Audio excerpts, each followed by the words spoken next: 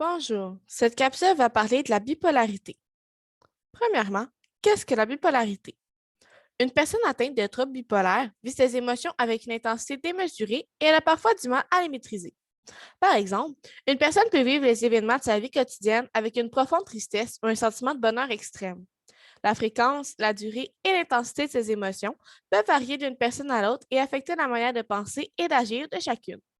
La personne atteinte de bipolarité peut donc avoir de la difficulté à remplir ses obligations professionnelles, familiales et sociales. La personne atteinte de troubles bipolaires passe par des périodes durant lesquelles son humeur est très différente. Ces périodes sont appelées épisodes. Les deux types d'épisodes des troubles de l'humeur sont l'épisode de manie et l'épisode de dépression. Voici une brève définition de ce qu'est la manie. Il s'agit d'une période de grande excitation ou d'énergie. La manie, ou épisode maniaque, se caractérise par une augmentation de l'humeur. C'est un état euphorique sans rapport avec un contexte particulier et une excitation psychologique et physique. Voici maintenant les signes et symptômes du trouble bipolaire. Un épisode de manie se reconnaît à la présence continuelle pendant au moins une semaine de plusieurs des signes et symptômes suivants. Un sentiment de bonheur et de plaisir très intense ou au contraire d'irritabilité excessive. Une hyperactivité, agitation et énergie débordante. Des idées de grandeur, par exemple une estime de soi démesurée, un débit de parole accéléré, donc la personne parle sans arrêt et coupe la parole aux autres. Une augmentation importante du nombre d'activités professionnelles, scolaires, sociales ou familiales. Une diminution du besoin de dormir, par exemple la personne peut se sentir reposée après seulement 3 heures de sommeil. Une accélération de la pensée, donc la personne ressent un trop plein d'idées ou se perd parfois dans celle-ci. Un manque de jugement, une grande distraction. Par exemple, la personne est incapable de fixer son attention sur un sujet et des comportements à risque qui procurent du plaisir, donc des achats impulsifs, des investissements financiers risqués ou hâtifs ou des comportements sexuels à risque. Un épisode de dépression se définit par la présence continuelle pendant au moins 2 semaines de plusieurs des signes et symptômes suivants.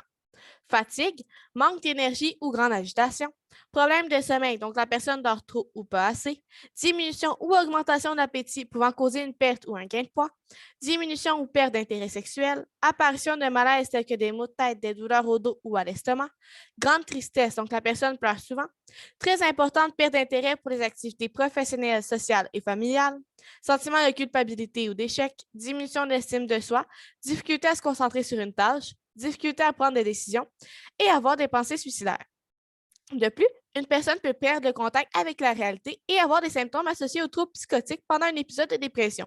Par exemple, elle peut entendre des voix ou avoir des idées délirantes.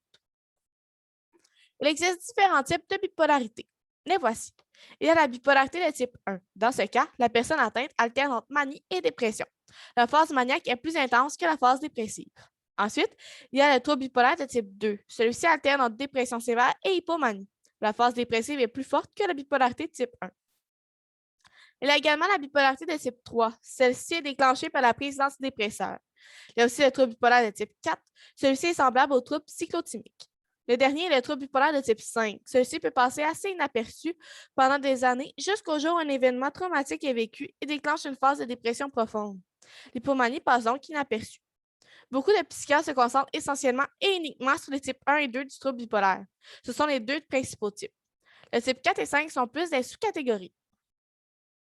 Voici une courte définition de l'hypomanie et du trouble cyclotimique. D'abord, l'hypomanie est une forme atténuée d'état maniaque. Ensuite, le trouble cyclotimique est caractérisé par des périodes d'hypomanie et de mini-dépression qui durent quelques jours, qui ont une évolution irrégulière et qui sont moins graves que celles des troubles bipolaires. Ces périodes de symptômes doivent se produire pendant plus de la moitié du temps, pendant une période de 2 ans et plus. Maintenant, voici ce qu'est la bipolarité de type 1. Il s'agit de la forme la plus courante de cette maladie mentale. Le bipolaire de type 1 alterne entre phase maniaque et dépressive. Toutefois, on note dans ces deux passages un court épisode sans manie ni dépression. Les troubles bipolaires de type 1 sont les plus faciles à diagnostiquer lors de thérapie car ils sont très prononcés et espacés chez les malades maniaco-dépressifs. La phase maniaque est l'élément déclencheur du diagnostic, puis après un court instant dit normal, serait généralement une phase dépressive très importante. Durant l'épisode maniaque, le patient est hyperactif avec une énergie débordante. Il est comme surexcité. Ses discussions seront saccadées. Il aura une multitude d'idées en même temps et il parlera généralement vite et fort. Il sera aussi impulsif, en cause principale d'un faible temps de sommeil ou un repos non récupérateur pas profond. Il aura des instants de total délire, autant dans ses propos que dans ses faits et gestes, et il pourra rentrer dans des colères noires, parfois très violentes et dangereuses, pour des choses insignifiantes en temps normal. Il sera facilement irritable pour un rien, comme le bruit, le monde, une remarque, un bébé qui pleure ou une file d'attente. Durant ce stade maniaco, la personne se sent supérieure à tous les niveaux et n'a aucune peur. Rien ne peut lui arriver. Dans un excès d'euphorie, il pourrait dépenser des fortes sommes d'argent sans se soucier de savoir s'il peut vraiment le dépenser. Beaucoup de personnes ayant des troubles de la personnalité ont de gros problèmes financiers. Par exemple, ils peuvent être à découvert ou avoir un chèque sans provision ou un FICP. Le bipolaire a également un besoin sexuel intense durant ses phases de manie. Il pourra avoir des relations sexuelles avec plusieurs partenaires différents, même s'il est déjà en couple. Là, on continue ce besoin de séduire, un besoin psycho-affectif, savoir s'il peut plaire. Pendant l'épisode dépressif, le bipolaire aura des symptômes contraires avec des épisodes de grosse dépression qui se traduiront par un manque d'appétit, un besoin de sommeil continuel, une énergie ainsi qu'une estime de soi au plus bas niveau. Dans ses pensées, c'est le calme plat, mais ses noirs fusent à longueur de journée. Il sera en retrait socialement, ne sortira plus et aura une perte de confiance en soi totale. Les troubles anxieux et les crises d'angoisse sont fréquentes durant ce stade. Un facteur plus grave est à surveiller. Il s'agit du suicide de la personne atteinte. Dans certains cas, une tentative de suicide peut être envisagée par le malade. Les crises suicidaires sont fréquentes chez les bipolaires si la durée de ces phases de tristesse profonde est longue. Des hallucinations et des moments de psychose sont aussi à prévoir s'il est vraiment isolé. Attention, toutes les personnes qui souffrent de la maladie bipolaire n'ont pas toutes les mêmes symptômes. Certains en auront 4 ou 5 et d'autres les auront tous. La maladie est très différente d'un individu à l'autre. C'est la même chose pour la durée des phases ainsi que l'intensité ou même le nombre d'épisodes différents chaque année. Il n'y a pas vraiment d'explication pour l'instant. Voilà maintenant ce qu'est la bipolarité de type 2. Le bipolaire de ce type alterne entre des phases dépressives et maniaques, mais ces dernières sont moins prononcées. On parle alors d'hypomanie, donc épisode hypomaniaque.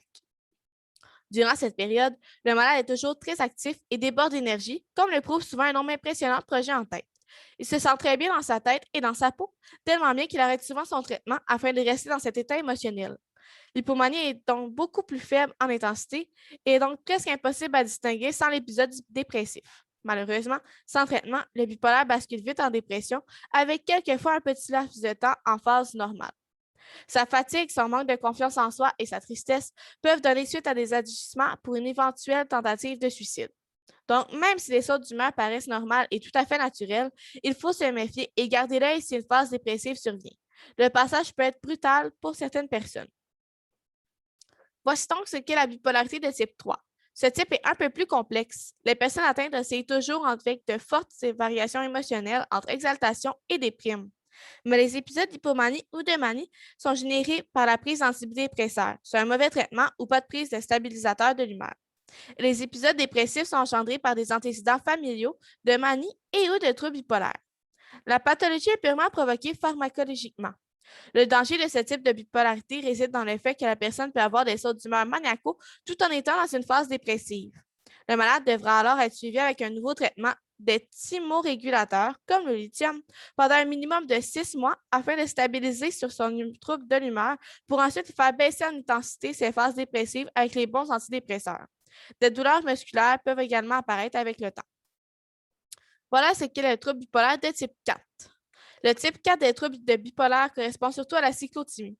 On s'éloigne un peu de la bipolarité, mais cela reste semblable dans le fait qu'il s'agit toujours de stades hypomaniaques et dépressifs, mais à une intensité très faible.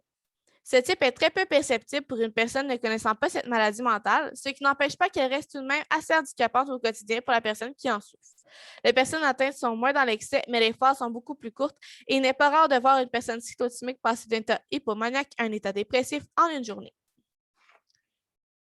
Voici enfin ce qu'est la bipolarité de type 5. Le type 5 des troubles de la personnalité est très dangereux puisqu'il est encore moins visible que le type 4. Le malade est hyperactif, voire même pas de laine au quotidien, et vit à 2000 à l'heure. Il est impossible de le considérer bipolaire pendant très longtemps car il peut garder cet épisode d'hyperactivité pendant des années jusqu'au jour où il tombe en dépression. On parle alors de dépression bipolaire où le risque suicidaire est 2 fois plus important et peut survenir à la suite d'un burn-out. Voilà les traitements pour la bipolarité. Un trouble bipolaire se soigne à l'aide de traitements et d'interventions psychosociales permettant à la personne d'améliorer son fonctionnement au quotidien et son équilibre personnel. Les personnes atteintes peuvent ainsi reprendre le contrôle sur leur vie et leurs activités quotidiennes. Plus la personne atteinte consulte tôt, plus elle se rétablira rapidement. Le traitement peut comprendre une psychothérapie, une formation et soutien et des médicaments qui stabilisent l'humeur, comme des psychorégulateurs tels que le lithium et certains anticonvulsivants. Il y a également les antipsychotiques et certains antidépresseurs. On peut aussi avoir recours à la thérapie par électrochoc lorsque les psychorégulateurs ne parviennent pas à soulager la dépression. Il y a aussi la photothérapie qui peut être utile dans le traitement de troubles bipolaires saisonniers qui présentent certaines caractéristiques en commun avec le trouble affectif saisonnier. La combinaison de la psychothérapie et des médicaments est également possible. Finalement, voici les facteurs de risque. Les troubles bipolaires n'ont pas toujours qu'une seule cause. Souvent, c'est une combinaison de plusieurs facteurs qui entraînent l'apparition des symptômes. Il y a les facteurs biologiques, donc l'hérédité, soit le fait que d'autres personnes de la famille sont ou ont été atteintes de maladie. Ensuite, il y a les facteurs sociaux, comme la présence de facteurs de stress dans la vie de la personne. Pour finir, il y a les facteurs environnementaux, donc la consommation abusive d'alcool ou de drogue, ou bien la dépendance à ces substances. Bye!